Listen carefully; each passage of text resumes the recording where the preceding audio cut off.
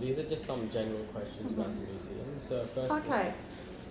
what is the purpose of this museum? Like, why was it? Okay, so it's 21 years old, and when it opened 21 years ago, there was a real desire from within the state government that there was a place where people could see themselves and their stories and understand through the expression of what was on display here that whole thing that I talked about earlier, that unless you're an Indigenous person, everybody has a migration story, whether it's several generations or whether it's your personal story.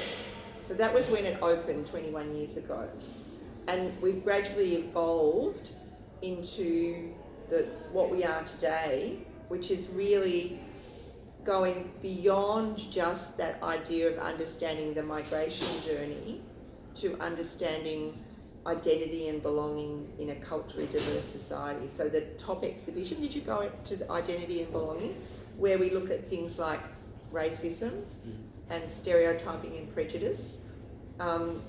So that's sort of the evolution of what the museum is about. So it's saying, you know, there's all this potential in culturally diverse societies for there to be celebration of, you know, the ethnicities, but you really have to look at it and say there's this other part that is really there that can be so divisive, and that we've got to really work to how you understand belonging and how you understand, you know, the racism that white privilege doesn't even understand. They don't even understand that it happens. You can talk to people till you're blue in the face if you're white and Anglo, and they'll say, oh no, Australia's not racist. But it is. And at its core it is, because from the very beginning of what happened here, there was absolutely no recognition of the culture and the history of the people who were here, who were living here. So it's a really complex place, and I think this museum, I mean, this building is a colonial building. It's part of the white colonial culture that imposed itself on the culture that was here. And so we have it's a big ask for us and those of us who work here to try and offer what we do here as some kind of acknowledgement to that privilege, but also to work within what we can be to try and identify and speak to the inherent racism that's part of this culture, but also the good things. I mean, it's not to say that we haven't been, as a nation, at some times trying really hard. And individually, I think people try really hard to be respectful, but there are ways in which there are things happen that are not. So you can't not see the 1901 White Australia policy as anything more than apartheid. So, you know, we have to be honest. I mean, that's the other thing that's happening in museums all around the world, is how do you tell the difficult stories that often don't belong to the public narrative? So governments often don't want to tell certain stories. There's a story that is the official history, and then there are all these other people who are left out. And for so long, working class people never had a story to tell. Yet they're the people that have done all the work.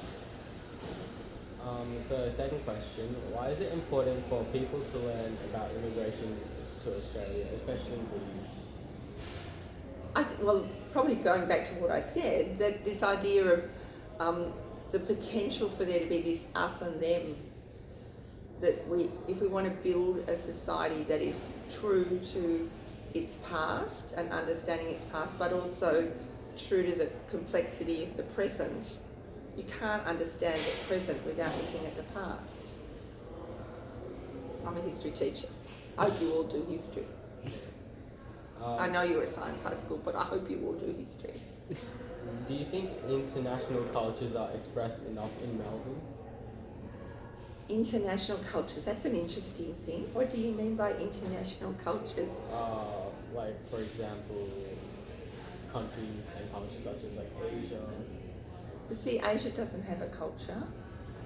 All of the countries that sit on the continents or in the islands that have... See, Asia is a Western construct.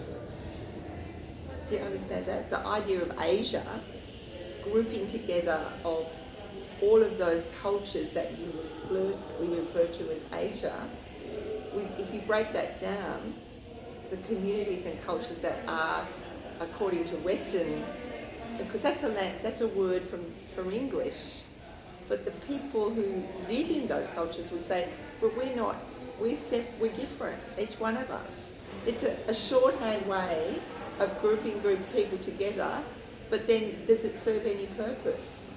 So yeah, I think what I'm trying to say is Melbourne is a very cosmopolitan, polyglot, culturally diverse community.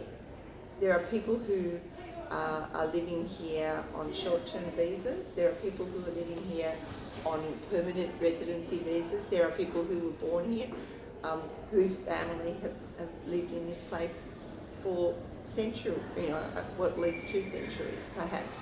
There are people Indigenous, connected to our Indigenous past. It's an interesting place.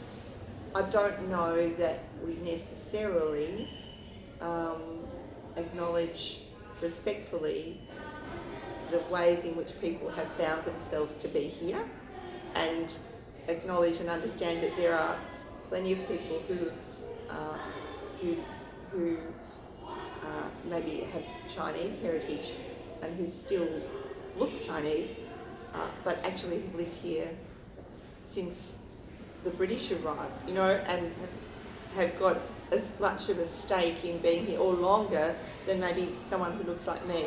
But if you look like me, people immediately assume that you have been here and you are a true Aussie. You know what I mean? And that's a really strange and odd thing. And finally, is there anything more than the government or citizens of Melbourne that could do to help spread different cultures around the city? Oh, I think one of the things that we need to be thinking about is the predominance of English as the mode of communication. That immediately isolates people who don't speak English as their first language. And if you're trying to talk to cultural diversity, should we not be saying and seeing in precincts perhaps more signage and actually there is a little bit more happening.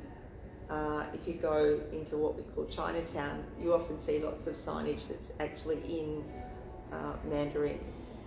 I don't know, it seems to me that if you're talking to true cultural diversity, you should be hearing and seeing evidence of that diversity in more than just the visible presence of people of different colour, and people maybe expressing their faith through outward experience, so women wearing hijabs or people wearing turbans, or that kind of thing is one obvious thing, but maybe there are other ways in which we should be embedding cultural diversity into what you see and hear and read.